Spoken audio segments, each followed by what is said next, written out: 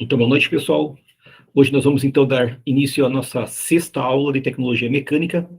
Hoje nós vamos estar falando, então, especificamente sobre as soldas e os seus tipos. Então, vamos passar aqui para vocês. Compartilhar a tela aqui para você.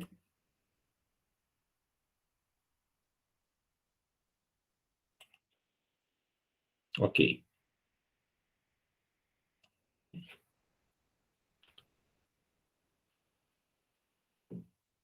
Então, introdução à solda. Então, basicamente, lá, a soldagem, ela está, então, dentro lá do processo de conformação mecânica, que é um processo de junção, né? Você vai trabalhar, então, com pressão e calor, né? Com o objetivo de fazer o quê?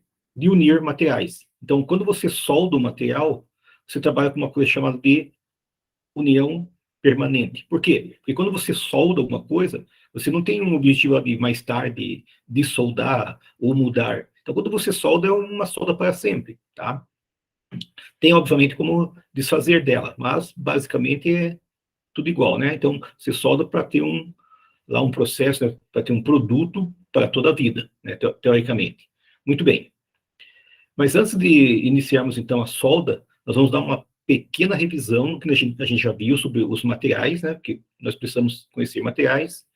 Vai ter alguns palavrões aí que vocês vão ouvir bastante e, às vezes, a pessoa fica meio indecisa, com vergonha de perguntar, certo?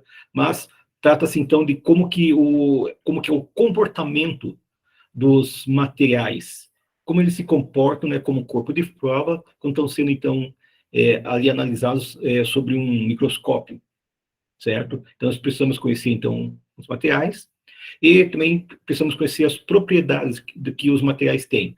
Geralmente, quando a gente solda ou fala em solda, obviamente a gente imagina soldar vulgarmente ferro, né? Mas, na verdade, então, é soldar aço. Mas você pode soldar qualquer tipo de material, né? Um material plástico, um material, né, de liga leve, certo? Ferro fundido, que é bem difícil de soldar, bem difícil mesmo. Às vezes até tem ferro que nem pega solda, aí é ferro fundido mesmo aí, tá? Mas o normal é você soldar, então, os aços, tá? Então, nós vamos nos ater mais a ele. Então, vamos lá, então, relembrar, né? Você já está estudando sobre isso, né? Quais são as propriedades dos materiais. Então, nós temos aqui um teste de tração. Então, quando você fala em tração, você está tracionando, é uma lei da física, né? Então, é uma lei que você está pegando lá um corpo de prova, qualquer peça, e você está comprimindo ela para ver até onde que vai a sua ruptura, né? Certo? Então, nós temos aqui um famoso gráfico, principalmente para quem for estudar mais e fazer uma engenharia, por exemplo, né? Ou se tornar um técnico metalográfico, certo? Trabalhar só com tem pessoas que gostam de trabalhar, né, em laboratórios, em pesquisa, certo? Então, provavelmente vai gostar, então, dessa matéria que é metalografia, tá? Então, ela está linkada, não, com solda, principalmente, né, e com a nossa matéria de tecnologia mecânica. Muito bem, então temos aqui um gráfico de tensão por deformação, certo? E isso aí é que nem o nosso corpo. Então, tem pessoas que, quando ficam muito nervosas, né, ou vão falar em público, né, ou lá vai fazer uma prova, sei lá, né? Então ela tende a ter o corpo vai responder de uma certa forma. Então tem algumas pessoas, né, que quando estão sob um processo, né, de pressão, pode ser no trabalho, né, na vida conjugal, ou às vezes tem doença na família e tal, né? Então a pessoa fica tensa, certo? Então cada pessoa tem uma forma de tirar esse estresse, tirar essa tensão, certo? Então é por isso, então, até quando você pode, então, suportar, então, uma pressão. Então, nosso corpo humano, né? Então, fazendo uma analogia com o corpo metálico, certo? Então, ele vai ter o quê? Vai ter uma reação, vai ter um limite, né? Até quanto que ele pode suportar, certo? Então, isso nós, na metalografia, chamamos, então, de deformação, tá? Então, aí nós temos, então, um teste de tração. Então, nós temos aqui uma curva de tensão e deformação. Tá? Começa, né, no início, daí quando ela começa a se romper, ela vai ter, então, um comportamento específico. Então, por isso é chamado, então, de curva de tração e deformação, conforme você está vendo aí gráfico. Muito bem, então vamos aqui algumas propriedades, isso que é importante você saber, né, você conhecer. Então, nós vamos aqui ver, então, propriedades, então, as características dos materiais. Então, por exemplo, a elasticidade é um tipo de propriedade que o material tem a capacidade de se deformar elasticamente. Então, lembrando que, quando o material ele se deforma elasticamente, ele pode voltar a ser o que era antes. Então, o maior exemplo que nós temos, por exemplo, é uma mola. Tá? Então, a mola, você comprime ela até um determinado ponto, então, enquanto você estiver aplicando a força sobre ela, ela vai estar comprimida. A partir do momento que você tira essa força, ela vai voltar, né, a mola ao seu estado inicial. Então, veja bem, nós estamos falando sobre elasticidade. Não estamos falando sobre a capacidade que o corpo tem, né, ou a peça tem de vida útil, certo? E claro que com o passar do tempo, né, o elástico perde a sua, né, a mola perde a sua elasticidade, ela vai se romper, isso é normal, né? Então, nós não estamos falando sobre vida útil, nós estamos falando de um processo, né, de elasticidade. Muito bem.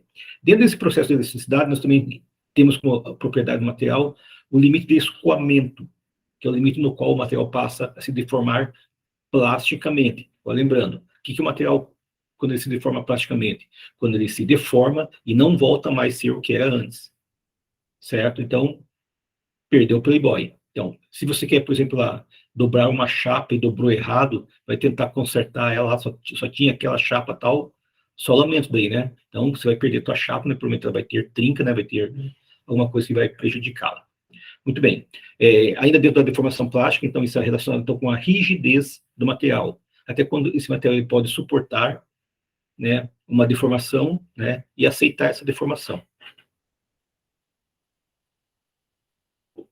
Já dentro do limite de resistência à tração, que é a tensão máxima que o material suporta, essa tensão, então, ela tem que ser mantida. Quando ela é mantida, então, ocorre uma ruptura desse material, certo? Então, tem materiais até que a gente usa, principalmente na questão quando a gente vai fazer testes, né? Você sabe que você vai perder esse material. A gente chama de corpo de prova, certo? Hoje, talvez com o advento aí da digital, né? Então, às vezes tem certos materiais que você não precisa submeter ela a uma força real. Você só faz, né, os cálculos, né? Então, o teu próprio software calcula, né, até que ponto esse material vai se romper ou não, certo? Então, aí, no caso, a tecnologia nos ajuda bastante, certo? E nós temos, então, também uma coisa que você vai cansar de ouvir, que é a tenacidade. O que é o material tenaz? Então, tenacidade é a capacidade que o material tem de absorver energia, isto é, de se deformar elástica e plasticamente antes de trincar ou de se romper, tá? Então, a tenacidade, na verdade, tem materiais que são, veja bem, a tenacidade é muito parecida com maleabilidade, um material maleável, certo? Então, muitas vezes, você acaba, né, mudando o estado do teu material e você não sabe até quanto que você pode ir. Então, é por isso que existem esses testes, existem esses cálculos para que não haja perda do material, certo? Então, muitas vezes, né, o material tenaz, então, é um material fácil de ser trabalhado. Então, ele é bem parecido, então, com um material maleável. Também temos a ductilidade. Então, a ductilidade é a deformação específica do material, a deformação máxima, com exceção da elástica, menos a elástica daí, tá? Então, temos aí também dois gráficos mostrando, então, né, o material tenaz e o material dúctil. Então, se você observar, as curvas são iguais, né? As curvas de tensão. É assim, o mesmo desenho, certo? Mas só na parte superior. Pode ver que aqui, ó, a deformação dela no material tenaz, ele se amplia um pouco mais. Se você observar aqui, ó, só a parte aqui de baixo, aqui, ó, do material tenaz com material dúctil, certo? O material dúctil, a sua deformação, ela é mais lenta, digamos assim. Daí nós temos também a propriedade de fragilidade, que é a propriedade contrária à ductilidade. Então, são materiais mais frágeis e que se rompem sem que ocorra uma deformação plástica, né, antes. E a dureza? Então, no primeiro dia de aula, eu havia comentado para vocês que aqui muitas vezes o português nos mata. Por quê? Aí nós temos uma nova definição do que é dureza. Então, aqui ele está dizendo que a dureza é a capacidade do material que tem de resistir a esforços externos. Certo? Então, toda vez que você vai aplicar força a um determinado material, então ele vai ter uma resistência ao seu corte. Tá? Então, nós temos, no mínimo, duas definições, dois conceitos para o que é o material, ou, desculpe, o que é dureza no material. Então, pode ser essa definição, que a capacidade do material tem de resistir a esforços que serão aplicados sobre ele, e também temos a questão da dureza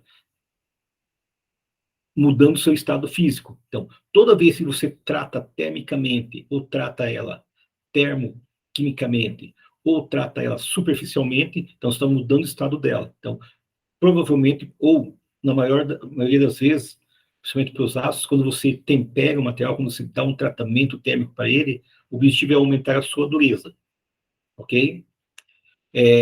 Lembre-se lá, por exemplo, do vidro, certo? O vidro é um material bastante interessante, por quê? Porque ele é dúctil, ele é resistente externamente, mas por dentro ele é macio, ele é maleável, certo?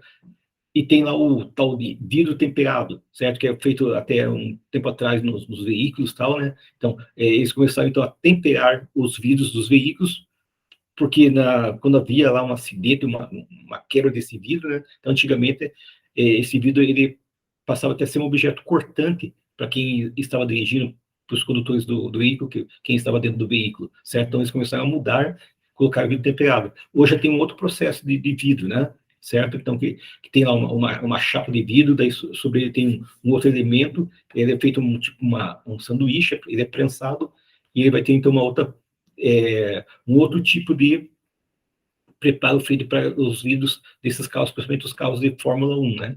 Que provavelmente viriam para os carros, né? Futuramente os carros populares ou, né, os carros mais, né, modernos. Ok. Então, como eu falei para vocês, geralmente geralmente você solda o aço, certo? Nós vamos falar mais sobre ele. Então, lembrando a definição de aço, você lembra-se de cabeça o que é? Então, aço é um material metálico, ferroso, que possui na sua constituição até 2% de carbono, ok? Então, veja bem, nós temos dois tipos de aço. O aço ao carbono, que também é chamado de aço comum, e o aço liga, que é o aço ligado com outros elementos químicos, né? Então, são adicionados a ele, então dá uma melhor qualidade a ele. Muito bem. Esse aço que nós estamos falando aqui, ó, é o aço de liga ferro-carbono. Então, o que ele é? Um aço comum. Então, veja bem, não é só porque ele é comum, que ele não presta, vai ser um aço de baixa qualidade, pelo contrário. Ele é muito utilizado, né, na indústria. Vamos aos palavrões, então? Vamos lá, então. Então, quais são esses constituintes do aço? Então, observe lá, ó. O aço, ele não tem só o elemento químico ferro e carbono, certo? Ele tem outros elementos, fósforo, manganês, enxofre, magnésio, certo? Então, esses são elementos químicos que são adicionados para dar uma qualidade melhor ao teu aço. Só que, como a porcentagem desses elementos químicos são bastante baixa, eles não entram no contexto, né, do aço comum, ok? Muito bem.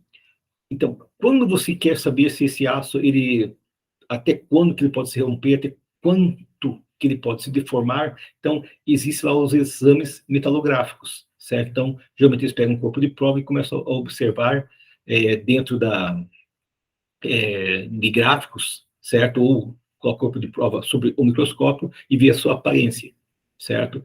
Que seria mais ou menos isso aqui, ó. Deixa eu fazer um desenho para vocês, o quadro aqui.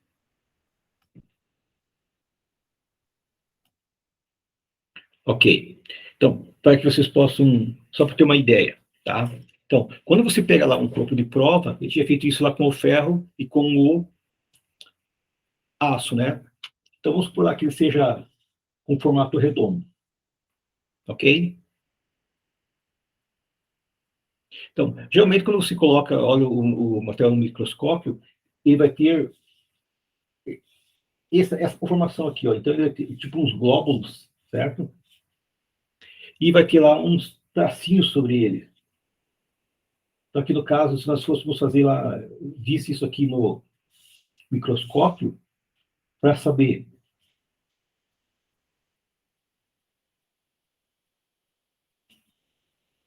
quem é quem, aqui, por exemplo, ó, nós temos aqui o corpo de prova que eu falei com vocês no primeiro dia de aula. Aqui nós temos aqui, então, o aço, então, ele é mais compactado, então, você vê essas características dele aqui, ó, mais comprimido, e vai ter espalhado sobre ele, né, as perlitas, certo? Você já vai ver o que que é. E aqui o ferro fundido. Então, no ferro fundido, você pode ver que ele é mais aberto, tá? E também vai ter, então, a ferrita, perlita, martensita, tá? Então, tudo isso é apresentado num gráfico, certo? Aqui fiz um desenho bem esquemático só para você ter uma ideia, tá? Mas o que nos interessa realmente é isso aqui, ó.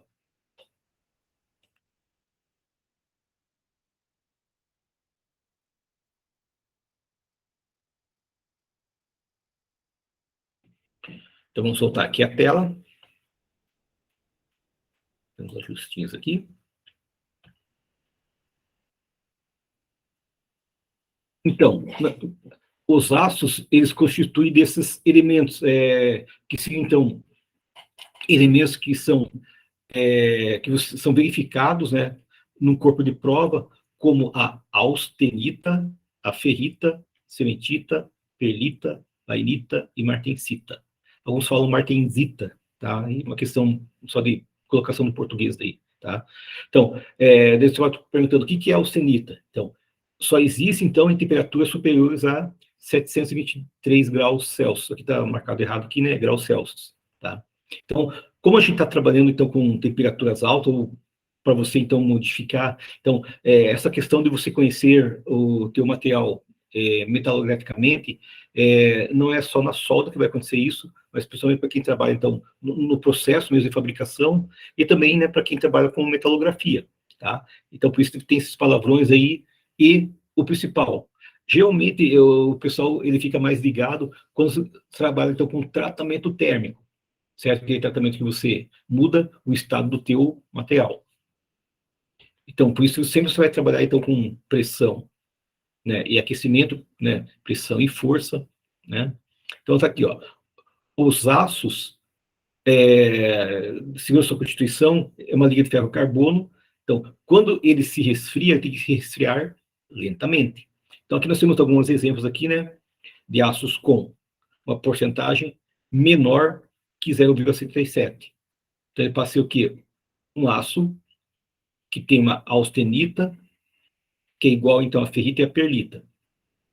Aços com porcentagem igual a 0,77%, só tem austenita e perlita, e aços com a porcentagem maior do que 77, você vai ter, então, uma austenita, perlita e cementita, tá? Então, vamos ver o que é cada um desses palavrões aqui. Então, a ferrita é o ferro contendo traços de carbono, então ele possui baixa dureza e alta ductilidade e boa tenacidade. Então, nos dois desenhos que eu fiz aqui, ó, ele aparece com uns traços, certo? Então, ele vai aparecer, eu vou falar mais sobre isso na nossa aula de tratamento térmico, tá? Nós vamos voltar a falar sobre esse assunto, mas só para você conhecer também, tá? Não precisa ficar desesperado, porque, como eu falei, ó, isso já é mais a um nível de engenharia, né? O pessoal que gosta, né, de estudar a parte teórica das coisas para poder aplicar para nós na produção.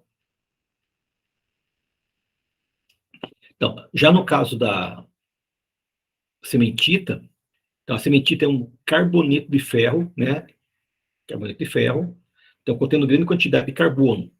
Então, lembrando que que o material, o elemento químico carbono confere ao nosso material mesmo?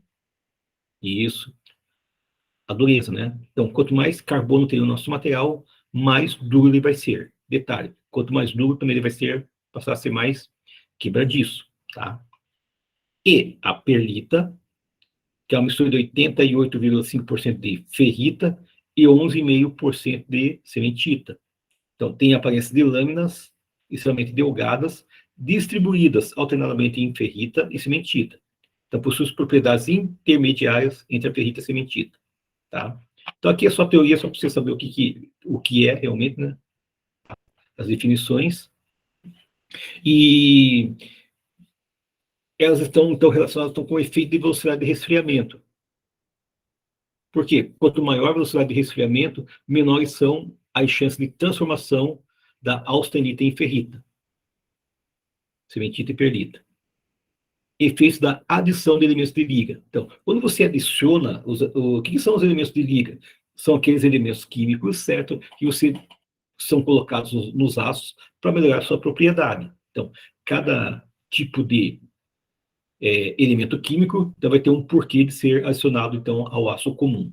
Muito bem. Então, esses efeitos são constituintes no aço, eles são elementos de liga que são adicionados aos aços, com exceção do cobalto, porque ele retarda a transformação da austenita, tendo como principal consequência maior facilidade para obter a estrutura martensítica, que é para alta temperabilidade. Então, quando se fala em temperabilidade, vem de têmpera. Então, a têmpera é um processo de tratamento térmico, é o mais utilizado, então que você aquece o aço até uma determinada temperatura, geralmente 760 graus Celsius, e resfria ela bruscamente, então ela sofre um choque térmico, ok? Então, quando esse choque térmico ocorre, então o teu material ele passa a ser mais duro, né? Então, na verdade, ele passa a ser mais resistente. Vulgarmente, a gente chama, né, de material mais duro, ok? Então, no caso da solda, para soldagem, então, ela é caracterizada como um processo que pode apresentar altas taxas de resfriamento. É uma atenção especial ali que deve ser dada para os tratamentos térmicos, isso que eu acabei de falar para vocês, né? Entre o pré e o pós-aquecimento, para materiais que apresentam alta condutividade térmica. Então, eu havia comentado com vocês, né, que, na verdade, quando se fala em mecânica, ela tem muito a ver, então, com culinária, né, culinária, certo? Porque tem certos condimentos que você coloca na comida que não fica legal, que não combinam, ou vai trazer uma reação oposta, né? Então, por exemplo, esses dias eu estava lendo, né, estava fazendo uma pesquisa e achei interessante ali que chegou um camarada, né, de nutrição, e falou que não se deve, então, colocar, por exemplo, rodelas de limão no refrigerante, em qualquer refrigerante, principalmente daqueles que não é o pretinho, certo? Então, o que acontece ali? Ele diz que há ali uma reação entre, né, os açúcares que tem nesses refrigerantes com a acidez do limão, que nos dá uma sensação estranha, né, no estômago. Então, tem pessoas que são mais sensíveis, outras não, certo? Então, ele falou que não é legal colocar. E tenho essa mania, né? Então, eu não bebo bebida alcoólica, mas eu gosto bastante de refrigerante e tal, né? Então, eu acabei ficando esperto, né? Então, ele explicou, né, tecnicamente o que pode acontecer e tal, eu não lembro aqui agora, mas só para fazermos, então, uma analogia aí com a questão aí de o que o elemento químico pode trazer para nós de positivo e de negativo. Ok. Então, vamos, propriamente dito, a nossa aula sobre solda. Então, introdução à solda. Então, todo mundo sabe o que é solda, já ouviu falar, tal, talvez não saiba explicar o que é, né, que tipos de soldas tem, né, o que é uma solda TIG, MIG, MAG, projetor revestido, certo? Então, para nós, o que nós precisamos saber é que a solda é um processo que vai, então, juntar materiais. Então, quando você vê lá um caboclo lá, né, parece um robô tal, né, com uma roupa especial, um capacete, né, com cobertura, né, com luva, e com um eletrodo, derretendo ferro aqui, né, que nem o pessoal fala, para tirar sal, né, para brincar, né, o pessoal que é soldador, né, todo mundo sabe que ele é, então, um soldador. Talvez não saiba que tipo de solda ele está usando, porque no caso ele está usando uma solda por eletrodo, né, tá? Quando você vê essas partes aqui, ó, essa junção entre esse elemento triangular com relação a esse cilindro aqui, você sabe que isso aqui foi soldado. Então, eu falei para vocês, não se solda só os aços, né? Os vulgos ferros. Se solda, então, qualquer tipo de material. Então, o que caracteriza são essas estruturas aqui, ó, certo? Então, quanto mais iguaizinhas elas forem, melhor é com relação, então, à questão de ter uma solda bastante firme, né? Mas onde que elas são utilizadas? Então, a solda ela é utilizada em construção naval, né? Onde mais? Ferrovias, aeronáutica,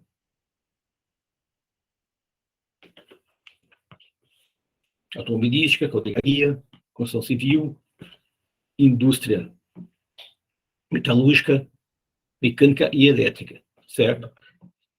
Talvez até faltou aqui manutenção também, né? Então, você precisa, né, soldar alguns elementos. Então, pode ver que a solda, ela não é um privilégio só de quem trabalha na indústria metalmecânica.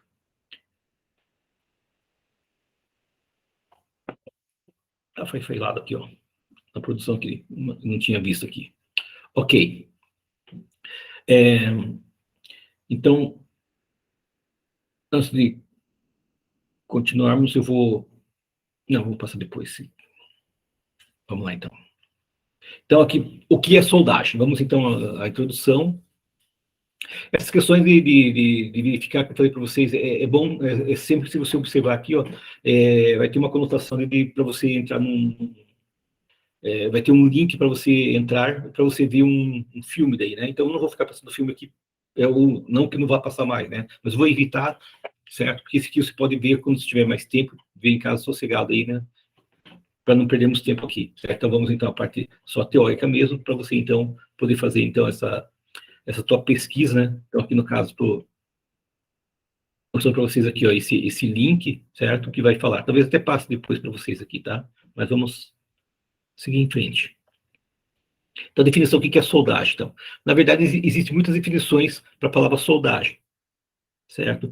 Mas o que define mesmo é essa associação, tá? Então, American Welding Society. Então, aqui é como se fosse, então, a FIFA, lá que tem no futebol. Essa aqui, então, é a FIFA de quem solda, certo? Então, ela é uma associação americana de soldagem, tá? Então, aqui, ó, a soldagem é um processo de união de materiais usados para obter a coalescência, que é a união localizada de metais e não metais, produzidos por aquecimento, até uma temperatura adequada, com ou sem utilização de pressão, ou material de adição, tá? Então, isso aqui, ó, é a definição de solda. Então, conforme tem no livro A Tecnologia da Soldagem, né, desse autor aqui, Paulo Villani Marx, página 352. Então, resumindo, o que é soldagem? Então, com a soldagem você pode, então, unir dois pedaços de material usando calor com sem pressão. Nesse processo, você pode ou não ter a ajuda de um terceiro material, que vai funcionar, então, como uma espécie de cola, que chamamos de material de adição.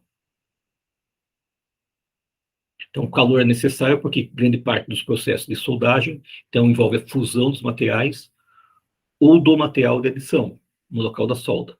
Então, mesmo quando a sua pressão e, às vezes, o ponto de fusão não é atingido, o aquecimento facilita a plasticidade do metal e favorece a ação da pressão para a união de metais. Lembrei de uma coisa interessante aqui, né? Nas escolas nós tivemos a oportunidade de participar, sempre, né, tinha lá o curso de solda, e o pré-requisito para o cara ser um soldador é justamente ele ter esse curso de mecânica básica, porque ele precisa ter esses conhecimentos, certo? Então, existem N tipos de soldadores, certo? Então, tem aquele soldador lá de caminhão, né, que não tem estudo, mas sabe soldar bem, aprendeu lá, foi passado de pai para filho e tal, certo? Ou aquele camarada que nunca estudou na vida, mas é um bom soldador. E tem aquele que fez a faculdade, fez uma engenharia, vai soldar e não consegue fazer o negócio, certo? É mais ou menos que nem pedreiro e engenheiro civil, né? Fazendo um comparativo. Então, tem certas coisas que falta habilidade para uns, né? Falta técnica para alguns, mas tudo que a gente faz, principalmente quando envolve processo de produção, que você tem que colocar a mão na massa, nós temos que ter, então, além da habilidade manual, pelo menos um pequeno conhecimento da parte teórica, para saber o que a gente está fazendo. Porque é um assunto, como eu falei para vocês, é bastante abrangente. Então, não é só pegar lá e descascar eletrodo, né, ou queimar eletrodo, que nem o pessoal fala. Existe tudo uma grande técnica atrás de tudo isso aí, tá? Então, às vezes a pessoa, né, pergunta, fica pensando, divagando lá, poxa, como que a pessoa inventou, como que o homem inventou a solda? Então, por isso eu falei para vocês que a história para nós é importante no nosso curso. Então, a história nos explica, especifica muitas coisas aí, né, nos ensina muitas coisas a respeito. Então, a soldagem por fusão, ela começou lá nos Estados Unidos, em 1885. Então, lá na época eles utilizavam então um calor gerado por um arco estabelecido entre um eletrodo de carvão e a peça. Então, o calor do arco fundia e o metal no local da junta, e quando o arco era retirado, o calor fluía para as zonas adjacentes e provocava então a solidificação do banho de fusão. Certo? Você já reparou que quando você começa a comprimir o material, por exemplo, plástico, e começa a colocar ali calor sobre ele, ele vai se grudar? Por que isso? Aquilo ali é uma espécie de solda? Sim, porque você está juntando material. Através do quê? Pressão e calor. Tá?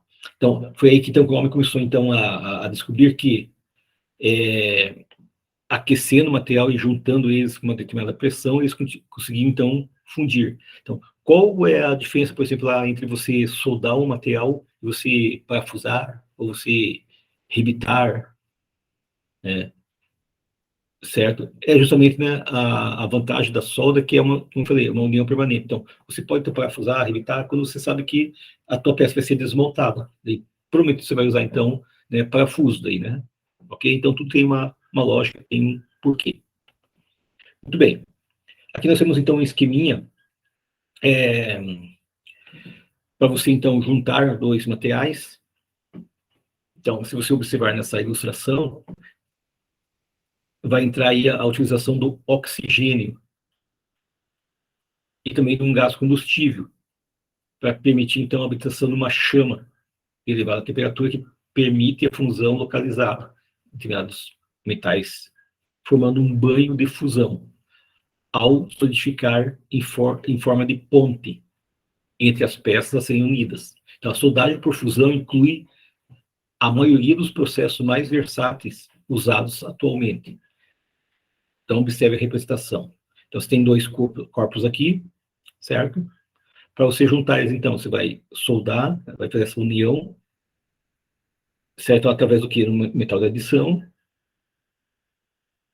e o metal base. Então, a mesma coisa, quem de você já não fez algum tipo de colagem, né, de cola, não cola da escola daí, tá? Cola, por exemplo, quebrou alguma peça que você admira bastante tal, e você quer juntar, quer colar. Então, você pegou lá aquela cola e misturou, né? Geralmente tem um líquido e tem uma pastinha e tal, você mistura ela, tem que misturar muito bem, e colocou ali para salvar o teu... Né? Geralmente a gente faz isso principalmente com brinquedo e tal, né? Ou peça de vaso, né? Coisa que a gente gosta daí, né? Tá? Então, aquilo ali também é uma espécie do quê? Uma espécie de solda, tá? Então, aqui tem outros processos que se baseiam na aplicação de pressões elevadas, né? E o aquecimento das peças sendo unidas facilita a ligação entre as partes. Então, temos aqui duas peças que estão sendo juntadas aqui, né? Estão sendo comprimidas. Então, existe a inclusão de óxidos, alguns óxidos também são expulsos, né? E aqui está a solda.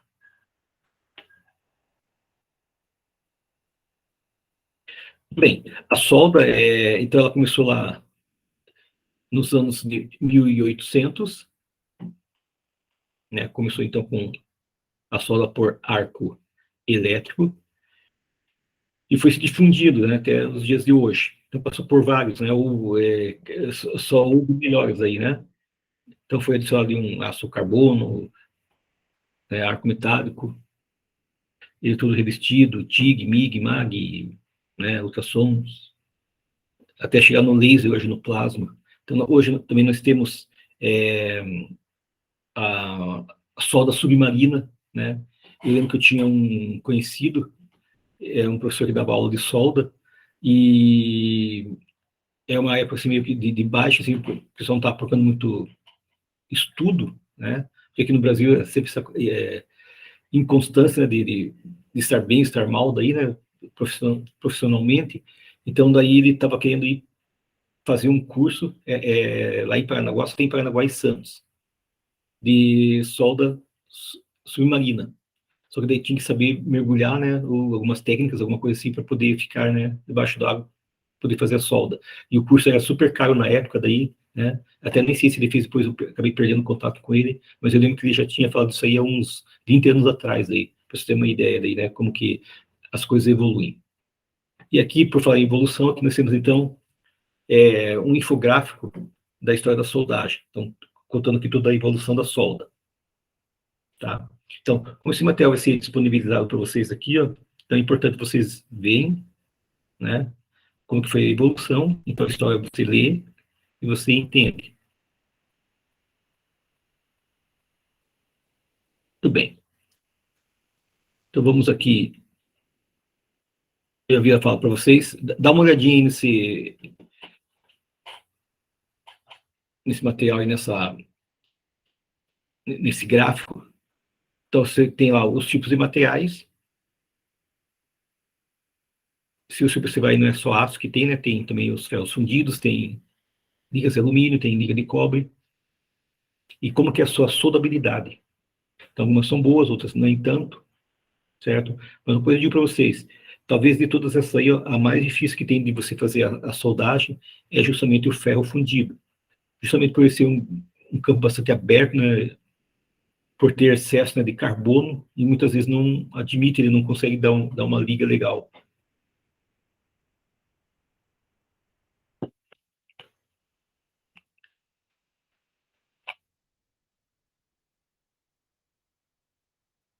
Muito bem.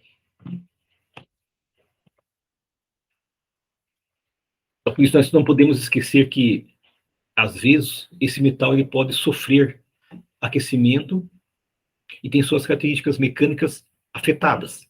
Então, assim como a junta soldada pode se tornar relativamente frágil, ali na zona afetada termicamente, a estrutura do metal pode ser modificada pelo aquecimento e rápido resfriamento durante o processo de soldagem. Então, a composição química fica, entretanto, praticamente inalterada.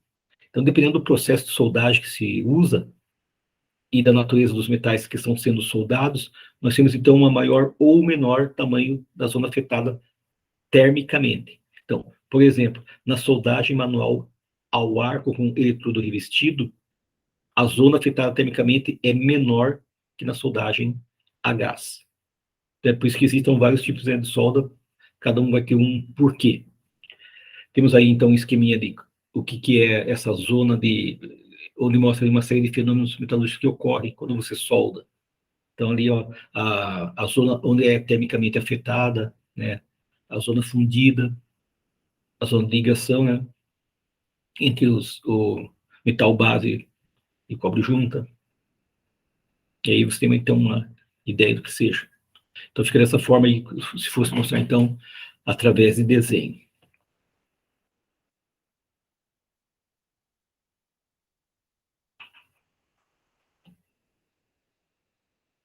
Como tudo, né, os principais riscos da operação da soldagem, né, pode ocasionar, então, incêndios e explosões, queimaduras, choque elétrico, inalação de fumos e gases nocivos e radiação. Então, do ponto de vista do soldador que utiliza o equipamento de soldagem, esse deve proteger-se contra os perigos das queimaduras provocadas por fagulhas, respingos de material fundido e partículas aquecidas. Então, deve se proteger também dos choques elétricos e das radiações de luz visível ou invisível. Então, raios infravermelhos ou ultravioleta, que são sempre presentes nos diversos processos de soldagem. Então, se quando estiver, então, operando um equipamento, ou seja, durante a soldagem, o operador deve proteger, então, o quê?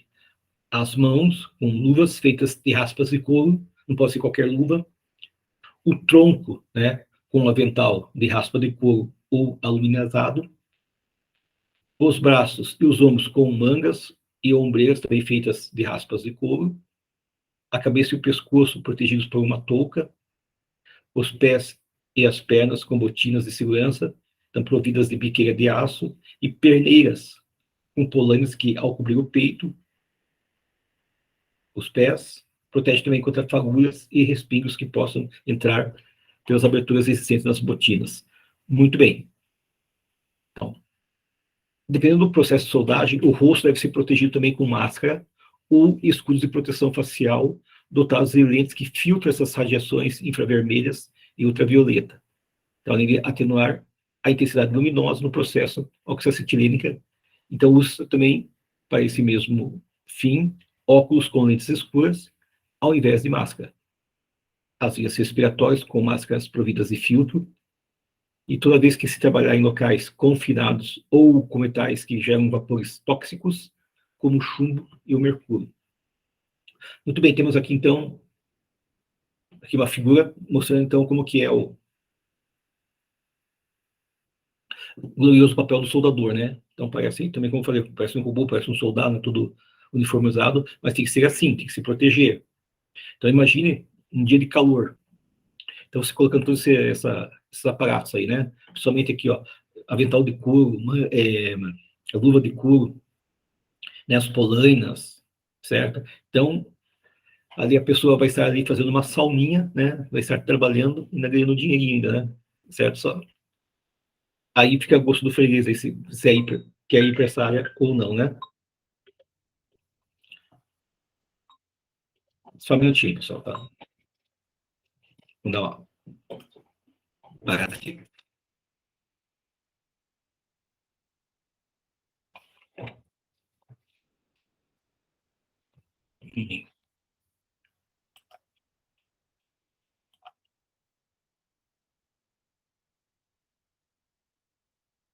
Vamos fazer uma pausazinha e já vamos continuar com essa aula aí, tá?